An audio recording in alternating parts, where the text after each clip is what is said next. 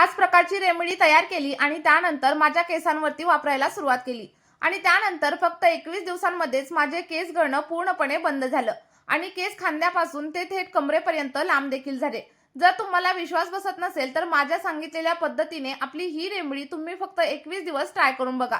तुम्हाला तुमच्या केसांमध्ये अगदी 100% रिझल्ट मिळतील। आणि जर काही कारणांमुळे तुम्हाला रिझल्ट मिळाला नाही तर ते देखील तुम्ही कमेंटमध्ये नक्की सांगा की तुम्हाला रिझल्ट मिळाला नाही, मग मी तुम्हाला याच्यावरती दुसरं सोल्युशन देखील नक्कीच सांगेन। आजच्या या व्हिडिओमध्ये मी तुम्हाला लाईव्ह प्रूफ देखील दाखवणार आहे, ज्यामुळे तुमचा देखील पूर्ण विश्वास बसेल की आपली ही रेमेडी खरोखरच केसांवरती काम करते। इथं तुम्ही पाहू शकता माझ्या काही सबस्क्रायबर्सनी मला व्हिडिओज आणि फोटो शेअर केलेले आहेत आणि ते देखील मी तुमच्यासोबत इथं शेअर करत आहे। आधी त्यांना केसांचे खूप सारे प्रॉब्लेम्स होते, केस वाढत नव्हते आणि खूप जास्त प्रमाणामध्ये गळत होते, पण जेव्हा त्यांनी आपली ही रेमेडी वापरली तेव्हा केस गळती पूर्ण झाली आणि केस उगवायला देखील सुरुवात झाली। चला तर मग आपली रेमेडी बनवायला आपण आता सुरुवात करूया। पण त्या अगोदर तुम्ही आपला हा व्हिडिओ कोणत्या गावामधून किंवा मग कोणत्या शहरामधून पाहताय मला कमेंट करून नक्की सांगा।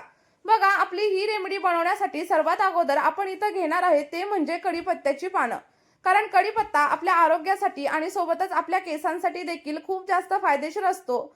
जर तुम्ही रोज फक्त 4 पाने कढीपत्त्याची चावून खाल्ली तर तुमच्या केसांच्या समस्या हळूहळू कमी होण्यासाठी तुम्हाला हेल्प होईल आणि त्यासोबतच नवीन केस उगवायला देखील सुरुवात होईल। कारण कढीपत्ता आपल्या केसांच्या मुळांवरती आतून चांगल्या प्रकारे काम करत असतो आणि त्यासोबतच आपलं केस गळणं देखील कायमचं बंद होतं। जर तुम्ही आठवड्यामधून 2 वेळा कढीपत्ता केसांवरती लावायला सुरुवात केली तर केसांच्या सगळ्या काही समस्या दूर होऊ शकतात। केस पांढरे होत असतील, केस खूप जास्त गळत असतील किंवा मग केसांची वाढ जर थांबलेली असेल ना, तर कढीपत्ता यासाठी खूप जास्त फायदेशीर ठरतो। साऊथ इंडियन महिला देखील आपल्या केसांसाठी कढीपत्त्याचा वापर मोठ्या प्रमाणात करत असतात आणि त्यामुळेच त्यांचे केस अगदी लांब, घनदाट आणि मजबूत असतात। तुम्ही इथं बघू शकता साधारणतः 1 मूठभर एवढा कढीपत्ता मी घेतलेला आहे आणि तो स्वच्छ असा धुवून घेतलेला आहे। कारण काही वेळा काय होतं की कढीपत्त्यावरती देखील खूप सारी धूळ आणि माती बसलेली असते आणि ती तुमच्या केसांसाठी हानिकारक ठरू शकते।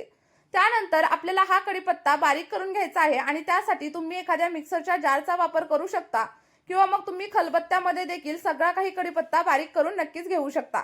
आता बघा, मी इथं मिक्सरच्या जारमध्ये कढीपत्ता ऍड केलेला आहे आणि त्यानंतर याच्यामध्ये साधारणतः अर्धा ग्लास किंवा मग 1 कप एवढं पाणी आपल्याला ऍड करायचं आहे।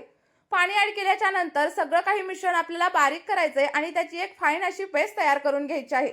आता तुम्ही इथं पुढे पाहू शकता मी कढीपत्त्याची एक पेस्ट बनवून घेतलेली आहे आणि ही जी पेस्ट आहे ना, ती आपल्या केसांसाठी अगदी रामबाण असं काम करणार आहे। आता तयार झालेली पेस्ट केसांवरती कशा प्रकारे अप्लाय करायची, अप्लाय केल्यानंतर किती वेळ ठेवायची आणि त्यानंतर हेअर वॉश कशा पद्धतीने करायचा हे देखील आपण व्हिडिओमध्ये पुढे पाहणार आहे। त्यामुळे व्हिडिओ स्किप न करता शेवटपर्यंत नक्की बघा आणि जर काही अडचण असेल तर मला कमेंटमध्ये नक्कीच विचारा। बघा, आता तयार झालेलं सगळं काही सिरम आपल्याला एखाद्या गाळणीच्या साहाय्याने किंवा मग कॉटनच्या कापडाच्या साहाय्याने व्यवस्थित असं गाळून घ्यायचं आहे आणि थोडंसं चमच्याच्या साहाय्याने प्रेस करा आणि सगळा काही आपला कढीपत्त्याचा जो रस आहे ना, तो एका कंटेनरमध्येच काढून घ्या। आता हा जो तयार झालेला रस आहे तो आपल्या केसांसाठी अतिशय फायदेशीर आहे आणि ज्या लोकांनी हा रस आपल्या केसांवरती वापरून बघितलाय ना, त्यांना अगदी 100% रिझल्ट मिळालेले आहेत।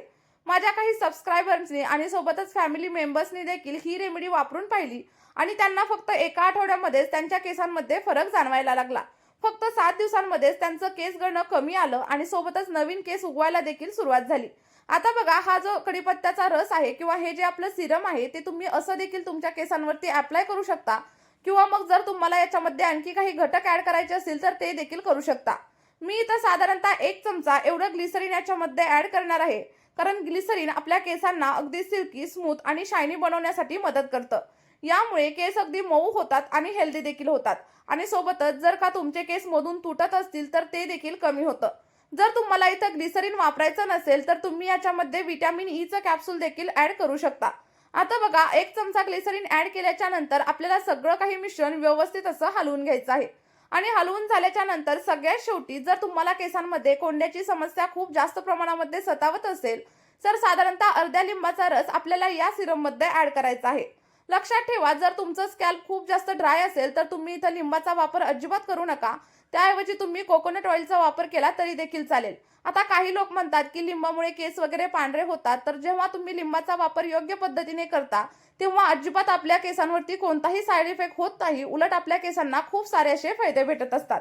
आता बघा, आपला आयुर्वेदिक असा सिरम इथं अगदी रेडी झालेला आहे आता ह्या केसांवरती कशा प्रकारे अप्लाय करायचा ते देखील समजून घेणं तेवढंच महत्त्वाचं आहे. बघा, सिरम अप्लाय करताना सगळ्यात पहिल्यांदा आपल्याला केस व्यवस्थित असे डिटँगल करून घ्यायचे आहेत आणि त्यानंतर आपल्या स्कॅल्पवरती आणि केसांच्या लेंथवरती सिरम अप्लाय करायचा आहे. तुम्ही सिरम एखाद्या स्प्रे बॉटलमध्ये ट्रान्सफर करू शकता किंवा मग एखाद्या ड्रॉपरच्या साहाय्याने देखील केसांवरती अप्लाय करू शकता. अप्लाय केल्याच्या नंतर साधारणतः 10 मिनिटं हलक्या हाताने मसाज करा आणि जर तुम्हाला शक्य असेल ना तर रात्री झोपण्यापूर्वी सिरम अप्लाय करा आणि त्यानंतर पूर्ण रात्रभर केसांवरती तसंच ठेवून द्या. यामुळे काय होतं, सिरम मधील जी काही पोषक घटक असतात ती केसांच्या मुळांपर्यंत पोहोचतात आणि त्यामुळे आपल्या केसांची मुळं मजबूत होतात आणि जेव्हा केसांची मुळं मजबूत होतात तेव्हा आपोआपच आपला हेअर फॉल देखील कमी होतो. आता बघा, सिरम कशा प्रकारे अप्लाय करायचं हे देखील आपण पाहिलेले आहे. आता सिरम लावल्याच्या नंतर कशा प्रकारे शॅम्पू करायचा हे पाहणं देखील तितकंच महत्त्वाचं आहे. कारण जर तुम्हाला शॅम्पू करण्याची योग्य पद्धत माहीत नसेल तर आपल्या या सिरमचा तुमच्या केसांवरती काहीच फायदा होणार नाही. बघा, शॅम्पू करताना सगळ्यात पहिल्यांदा जो कोणता तुम्ही शॅम्पू वापरत असाल तो एखाद्या कंटेनरमध्ये किंवा एखाद्या भांड्यामध्ये व्यवस्थित असा काढून घ्यायचा आहे आणि काढून घेतल्याच्या नंतर आपल्याला या शॅम्पूमध्ये साधारणतः 1 चमचा एवढा लिंबाचा रस ऍड करायचा आहे. यामुळे काय होईल, तुमची ऑइली स्कॅल्पची समस्या हळूहळू कमी होईल आणि सोबतच जर का स्कॅल्पमध्ये डॅन्ड्रफ असेल ना तर तो देखील कमी होण्यासाठी हेल्प होईल. साधारणतः 1 चमचा एवढा लिंबाचा रस याच्यामध्ये ऍड करा आणि त्यानंतर आपण जे काही कढीपत्त्याचं सिरम बनवलेलं होतं त्याचे साधारणतः 5 ते 6 चमचे देखील याच्यामध्ये ऍड करा. ऍड केल्याच्या नंतर असंच केसांवरती आपल्याला अप्लाय करायचं नाहीये तर याच्यामध्ये फिल्टर केलेलं अर्धा ग्लास पाणी देखील ऍड करा आणि त्यानंतर सगळ्या काही गोष्टी एकमेकांमध्ये व्यवस्थित अशा मिक्स करा. मिक्स केल्याच्या नंतर आपल्याला या शॅम्पूने हेअर वॉश करायचा आहे. आणि इथं एक गोष्ट लक्षात ठेवा, जेव्हा पण तुम्ही हेअर वॉश कराल तेव्हा अगदी गरम पाण्याचा वापर केसांसाठी करू नका. अगदी साध्या पाण्याने किंवा मग कोमट पाण्याने तुम्ही हेअर वॉश करू शकता. असं केल्यामुळे काय होतं, शॅम्पूमध्ये जी काही केमिकल्स असतात ती डायरेक्टली आपल्या स्कॅल्पवरती आणि सोबतच आपल्या केसांवरती अप्लाय होत नाहीत आणि त्यामुळे आपले केस अगदी कोरडे देखील होत नाहीत आणि सोबतच डॅमेज देखील होण्यापासून वाचले जातात. बघा, आपला हा शॅम्पू तुम्ही सलग 2 ते 3 महिने वापरून बघा आणि सोबतच जे काही मी तुम्हाला कढीपत्त्याचं सिरम सांगितले ना ते देखील तुम्ही वापरून बघा. तुम्हाला अगदी 100% तुमच्या केसांवरती रिझल्ट पाहायला मिळतील. अगदी 21 दिवसांमध्ये तुमच्या केसांच्या समस्या हळूहळू कमी होण्यासाठी सुरुवात होईल आणि जेव्हा तुम्ही आपली ही रेमेडी सलग 2 ते 3 महिने वापरून पाहाल ना तेव्हा केसांशी संबंधित असलेल्या सगळ्या काही समस्या तुमच्या हळूहळू कमी होऊन जातील आणि तुम्ही मला कमेंटमध्ये येऊन थँक्यू देखील नक्कीच म्हणाल. चला तर मग, आपली ही रेमेडी तुम्हाला थोडी जरी आवडली असेल ना तर एक लाईक नक्कीच करा आणि आपली ही रेमेडी तुमच्या हेअर केअर रुटीन मध्ये देखील नक्कीच समाविष्ट करा. सोबतच तुम्ही आपली ही रेमेडी तुमच्या अशा मित्रपरिवारासोबत आणि फॅमिली मेंबर सोबत शेअर करा ज्या लोकांना केस गळतीची आणि सोबतच कोंड्याची समस्या खूप जास्त प्रमाणामध्ये त्रास देत असेल. आणि जर तुम्हाला हा व्हिडिओ थोडा जरी आवडला असेल ना तर व्हिडिओला एक लाईक केल्याशिवाय अजिबात जाऊ नका. आणि या रेमेडीमध्ये तुम्हाला काहीही अडचण असेल किंवा एखादा घटक जर तुमच्याकडे अवेलेबल नसेल तर मला कमेंट करून नक्की सांगा. मी तुम्हाला त्याच्यावरती दुसरा काहीतरी ऑप्शन नक्कीच सजेस्ट करेल. चला तर मग या व्हिडिओमध्ये इथेच थांबूया. भेटूयात अशाच एका नवीन व्हिडिओमध्ये. बाय.